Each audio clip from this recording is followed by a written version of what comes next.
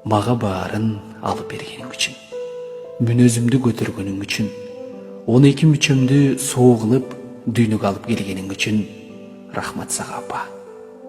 Күнөө кылсам кечиргениң үчүн, оордук кылсам кечиргениң үчүн, оорутпай мени аман соо адам кылып өстүргөнүң үчүн рахмат сага апа.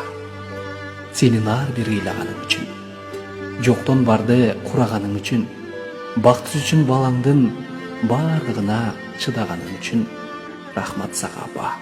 Арсыз ишке барбаганың үчүн, аборт кылып салбаганың үчүн, бизди ойлоп күн түнү өмүрүңдү арнаганың үчүн рахмат сага апа.